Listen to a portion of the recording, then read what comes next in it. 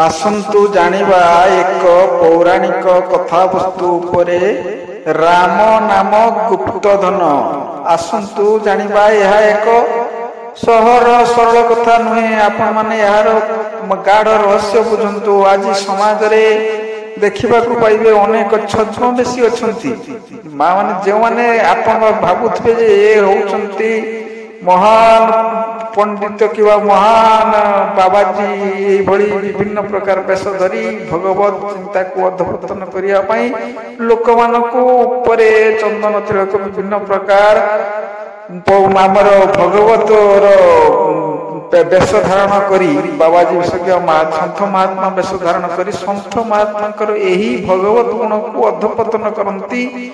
यह जानापी आम एक पौराणिक कथावस्तु को आधार करी जहाँ किसी कहवा क्यों माने प्रकृत में भगवान प्रेम मग्न हुंती एवं भगवान को हृदय पद्म साइज रखती आउ क्यों माने ऊपर देखाणिया भगवान को प्रेम करती बोली कही लोक माने जो माने साधारण लोक से प्रेम जल रे फसाई अनेक लुंठन करती। आपण माने यही गाढ़ रहस्य को बुझंतु।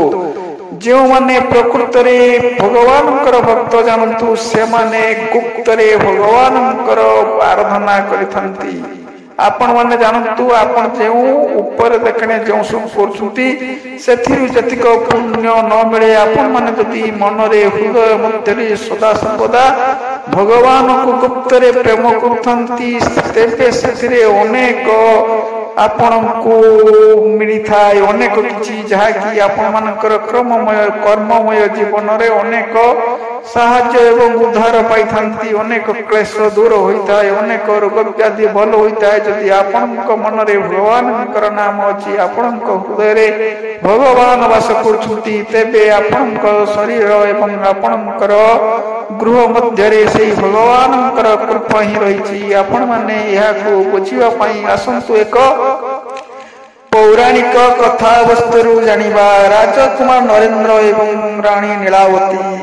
राजकुमार को नीलावती कहती देखो तुम्हें प्रभु श्री राम नाम नियो सदा सर्वदा राम राम उच्चारण कर तुम्हें जदि मो प्रभु राम नाम को उच्चारण करिवो तेबे सेथिरे मोर बहुत प्रेम अछि तेणु एई मोर प्रभुंकर राम नाम को उच्चारण कर। किंतु राजकुमार नरेंद्र प्रभुंकर राम नाम को नियंती किंतु ता गुप्त रे तेणु लीलावती भावती राजकुमार नरेंद्र आदौ तांकर राम नाम को नेउनांती तेणु तांकर कथा को गुरुत्व देउनांती तांको मध्य भल पाउनांती तेणु जे राम नाम नेउनाई तेबे लीलावती से लोक को भल पांती नहीं तेणु राम नाम नेउथिबा लोक ही तांको प्राणर प्रिय। तेणु राजकुमार नरेंद्र गुप्त भावरे राम नाम नेउथिले ताहा लीलावतींकर कर्णगोचर हेउनथिला। तेणु कर्णगोचर हेउनथिबारु लीलावती भावुथिले जे राम नाम कदापि नेउनांती राजकुमार नरेंद्र। सेथिपाई से तांक राजमहल रे दिने एक घटना घटाई जेते बेले राजकुमार नरेंद्र निद्रा थांती तार एक ड्रामा करी थांती लीलावती तांकर सहचर मानको कही थांती जेते बेले राजकुमार निद्रागत जिबे तुमे माने राजमहल रे अनेक आतशबाजी कराइबो अनेक गोला फुटाइबो जार शब्द रे राजकुमार निद भांगी जीव एवं तापरे तांको कर्ण को सेई शब्द जीव।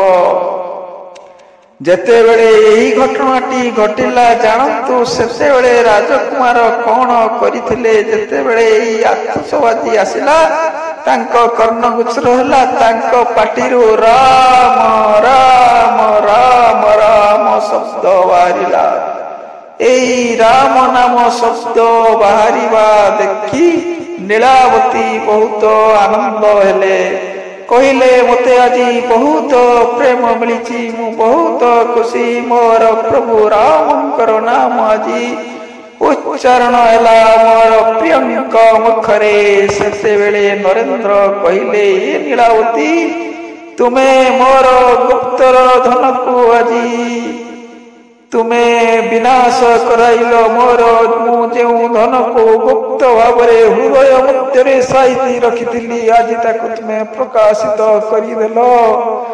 ତେଣୁ ଏହି ଗୁପ୍ତ ଧନ ବାହାରି ଯିବା ପରେ ରାଜକୁମାରଙ୍କର ଲୋକମାନେ ପ୍ରାଣବାୟୁ ଭଗବାନଙ୍କ ପାଦପଦ୍ମକୁ ଚାଲି ଯାଇଥିଲା। ଆପଣ ଜାଣନ୍ତୁ ରାଜକୁମାରଙ୍କର ଗୁପ୍ତ ଧନର ମହତ୍ଵ କେତେ ଗୁରୁତ୍ୱ ବହନ କରୁଥିଲା।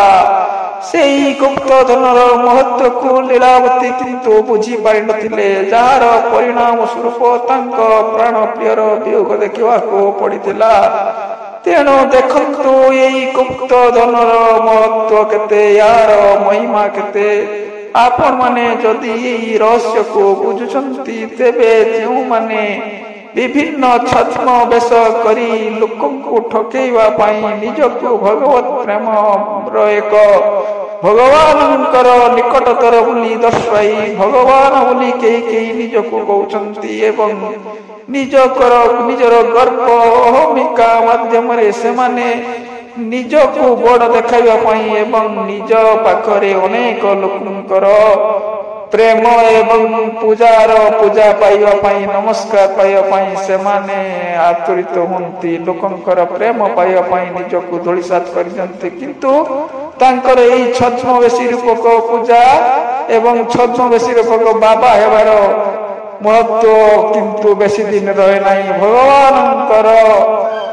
ଭଗବାନ ନିଜେ ତାଙ୍କୁ ଧୂଳିସାତ କରିଦିଅନ୍ତି। ତାଙ୍କର ଏହି ଛଦ୍ମବେଶୀ ରୂପ ବେଶୀ ଦିନ ରହେ ନାହିଁ, ଧୂଳିସାତ ହୋଇଯାଏ। ତେଣୁ ଆପଣମାନେ କେବେ ବି ଏହି ଛଦ୍ମବେଶୀ ରୂପ ଦେଖାନ୍ତୁ ନାହିଁ।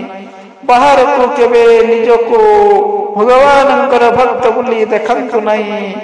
ଆପଣମାନେ ଗୁପ୍ତରେ ମାଳା ନିଅନ୍ତୁ, ଜପ କରନ୍ତୁ, ଭଗବାନଙ୍କର ନାମ ନିଅନ୍ତୁ, କେବେ ବାହାରକୁ ତାହା ପ୍ରକାଶିତ କରନ୍ତୁ ନାହିଁ। ଆପଣ ଯଦି ବାହାରକୁ ଦେଖି ହେବେ, କହି ହେବେ, ବୁଲି ହେବେ, ପ୍ରକାଶିତ କରିବେ, ତେବେ ଭଗବାନଙ୍କର କୃପା ମିଳିବ ନାହିଁ। ମୋର କଥାକୁ ଭୁଲରେ ନେବେ ନାହିଁ। ଆପଣମାନେ ଭାବୁଥିବେ ଆପଣମାନେ ଯେ ଦେଖି ତିଲିକ ଧରି ଭଗବାନ ଡାକୁଛନ୍ତି, କିନ୍ତୁ ତାହା ଭୁଲ ନୁହେଁ, ତାହା ଠିକ। ମୋର କହିବା କଥା, ଆପଣମାନଙ୍କର କାମ କରନ୍ତୁ। ଆପଣମାନେ ତିଲିକ କିମ୍ବା ବିଭିନ୍ନ ଆମ ସନାତନର ବିଭିନ୍ନ ବେଶ ଧରି ଆପଣମାନେ ନିଜେ କାର୍ଯ୍ୟ କରନ୍ତୁ। କିନ୍ତୁ ଯେଉଁମାନେ କିଛି ପାଇବା ଆଶାରେ ଯେଉଁମାନେ ପାଞ୍ଚ ଗରିବ ସାଧାରଣ ଜନତାଙ୍କୁ ଭ୍ରମିତ କରନ୍ତି, ମୁଁ ସେଇମାନଙ୍କ ପାଇଁ ହିଁ କେବଳ କହୁଛି।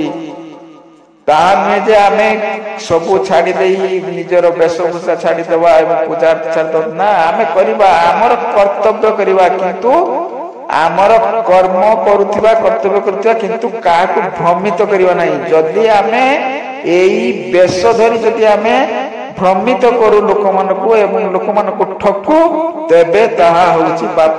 ଏଇ କଥା ମୁଁ କେବଳ କହୁଛି। ଯଦି ମୋର ଏଇ କହିବାରେ କିଛି ଭୁଲ ଥାଏ, ତେବେ ଭଗବାନ ମୋତେ କ୍ଷମା କରନ୍ତୁ। ଜୟ ଜଗନ୍ନାଥ, ଜୟ ଶ୍ରୀରାମ, ଜୟ କୃଷ୍ଣ।